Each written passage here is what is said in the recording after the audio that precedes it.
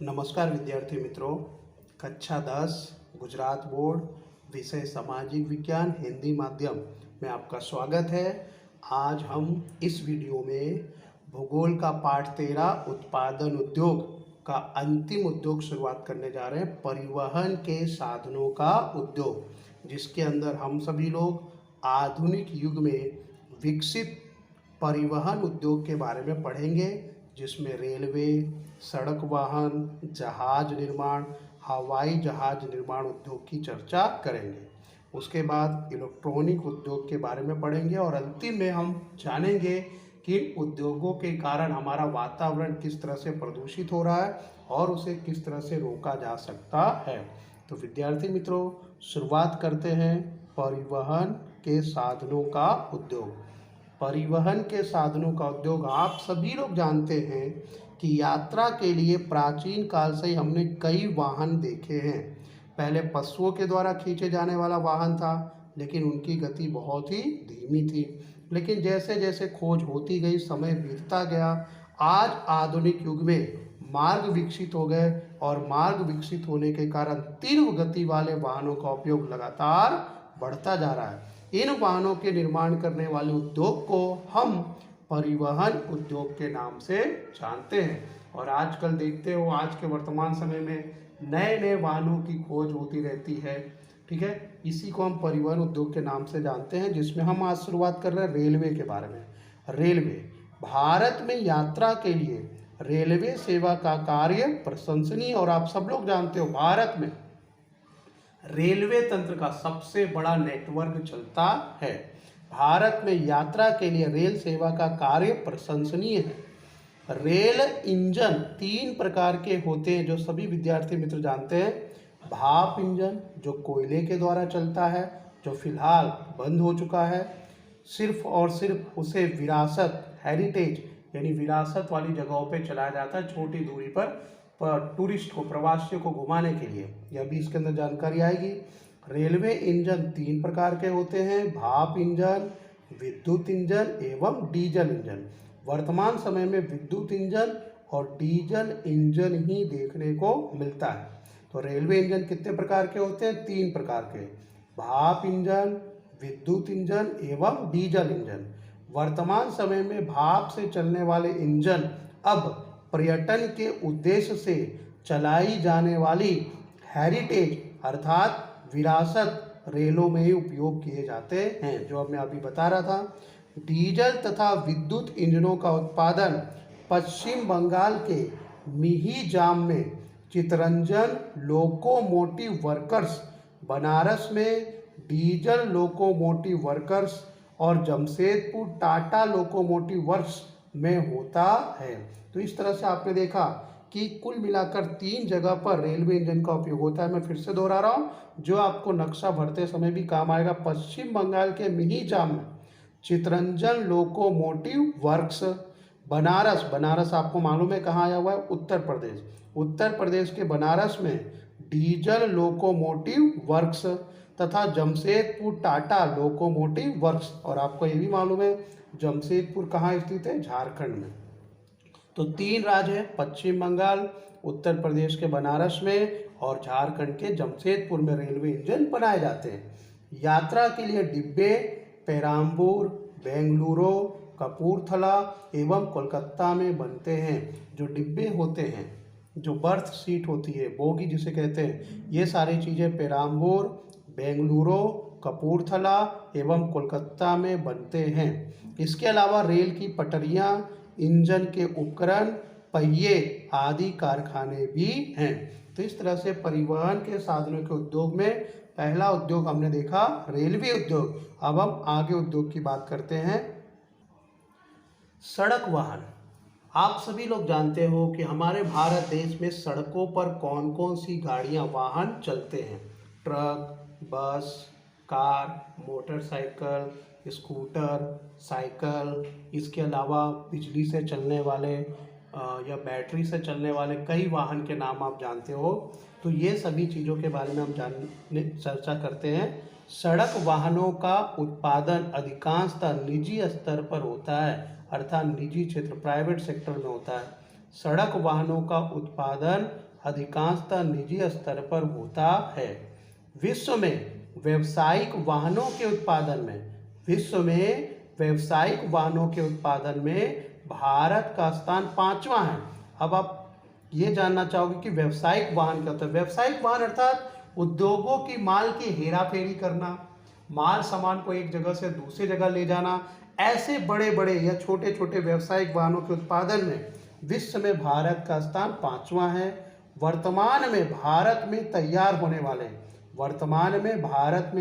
होने वाले वाहनों तथा उनके विभिन्न भागों का विदेश में निर्यात किया जाता है। तो इस तरह से आपने देखा कि भारत में जो भी वाहन बन रहे या विदेशों में जो वाहन बनते हैं उन सभी की स्पेयर पार्ट, इंग्लिश में कहा जाए तो स्पेयर पार्ट में अंग्रेजी शब्द का उपयोग करें, हिंदी में कहे तो विभिन्न भाग को विदेशों में निर्यात किया जाता है। ट्रैक्टर तथा साइकिल का बड़े प्रमाण में उत्पादन होता है जिसका हम निर्यात भी करते हैं। अगला उद्योग आता है जहाज निर्माण उद्योग। जहाज निर्माण, पानी वाले जहाज का। भारत में जहाज निर्माण का उद्योग प्राचीन समय से ही, इसलिए प्राचीन समय का नाम दिया गया क्योंकि आप सभी लोग जानते हो विद्यार्थी मित्रों कि भारत जल मार्ग के द्वारा व्यापार करता था।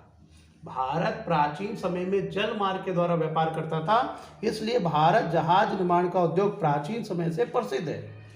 विशाखापट्टनम, कोलकाता, कोचीन, मुंबई एवं मारमगोवा जो सार्वजनिक क्षेत्र के जहाज निर्माण उद्योग है। मैं फिर से एक बार बता देना चाहता हूं कि वर्तमान समय में आधुनिक स्तर के जहाज बनाने के मुख्य 5 केंद्र हैं। वर्तमान समय में आधुनिक युग के जहाज बनाने के मुख्य 5 केंद्र हैं, जिसमें प्रथम नाम है विशाखापट्टनम, दूसरा कोलकाता, तीसरा कोचीन, चौथा मुंबई और 5वां मारमगोवा। और ये पांचों केंद्र सार्वजनिक क्षेत्र के हैं, अर्थात सरकारी स्वामित्व के अंतर्गत आते हैं। कोचीन एवं विशाखापट्टनम में बड़े आकार के जहाज का निर्माण होता है। कोचीन में और विशाखापट्टनम में बड़े आकार के जहाज का निर्माण होता है। निजी क्षेत्रों वाली जहाज़ों की गोंदियां भी स्थानीय आवश्यकता पूर्ण करती है। गोंदिया अर्थात छोटे छोटे प्रकार के नाव जो निजी क्षेत्रों में बनाए जाते हैं, यह भी मनुष्य को कम दूरी की यात्रा करने के लिए उपयोगी सिद्ध होती है। चौथा नाम आता है जो किताब में लिखा नहीं है, आप यहाँ पर पेन या पेंसिल से लिख लेंगे, आप देख रहे होंगे, हवाई जहाज निर्माण उद्योग। हवाई जहाज निर्माण उद्योग। तो चौथा और अंतिम आता है हवाई जहाज निर्माण उद्योग। हेलीकॉप्टर का उत्पादन हमारे देश में होने लगा है और सैन्य आवश्यकता के लिए बेंगलुरु, कोरापुट, नासिक, हैदराबाद एवं लखनऊ में हवाई जहाज उद्योग की इकाइयाँ स्थापित की गई है।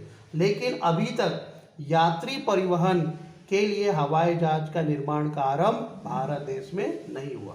हेलीकॉप्टर का उत्पादन शुरू हो गया है और सैनिक की आवश्यकता के लिए जो जहाज चाहिए वह बेंगलुरु, कोरापुट, नासिक, हैदराबाद, लखनऊ जैसे क्षेत्रों में, लखनऊ में हवाई जहाज उद्योग की इकाइयाँ स्थापित है। लेकिन बच्चों अभी तक यात्री परिवहन के लिए हवाई जहाज का निर्माण आरंभ नहीं हुआ।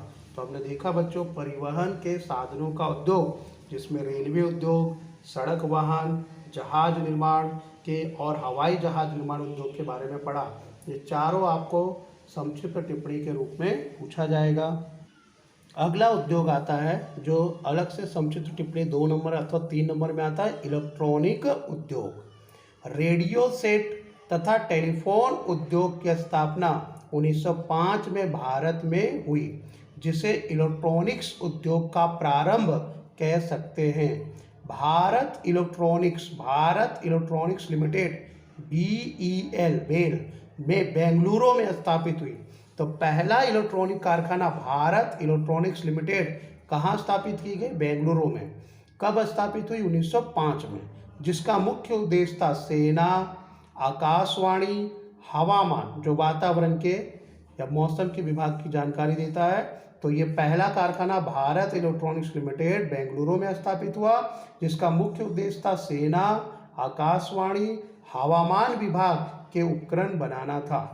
आज भारतीय स्पेस रिसर्च ऑर्गेनाइजेशन इसरो के साथ यह limited, Bharat electronics limited company सहयोग करके कई इलेक्ट्रिक उपकरणों का निर्माण करती है। इस उद्योग से सामान्य लोगों के जीवन, इस उद्योग मतलब इलेक्ट्रॉनिक उद्योग से सामान्य लोगों के जीवन और देश के अर्थतंत्र और लोगों की जीवन शैली में बड़े परिवर्तन आए हैं। कंप्यूटर में हार्डवेयर तथा सॉफ्टवेयर, आप ये दोनों शब्दों से प्रचलित है। सॉफ्टवेयर जो कंप्यूटर स्क्रीन पर दिखाई देने वाले प्रोग्राम है, और हार्डवेयर जिसे हम सीपीयू, जिसके द्वारा कंप्यूटर वर्क करता है। तो कंप्यूटर में हार्डवेयर तथा सॉफ्टवेयर के क्षेत्र में भारत ने बड़ी प्रगति की है।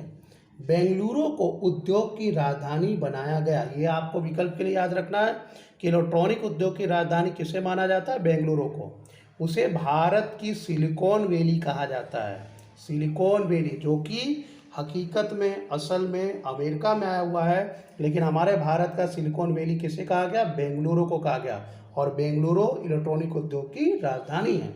इस उद्योग के विकास के लिए सॉफ्टवेयर पार्क, विज्ञान पार्क तथा प्रौद्योगिक पार्क बनाए गए हैं। भारत में इस उद्योग का भविष्य सुनहरा है।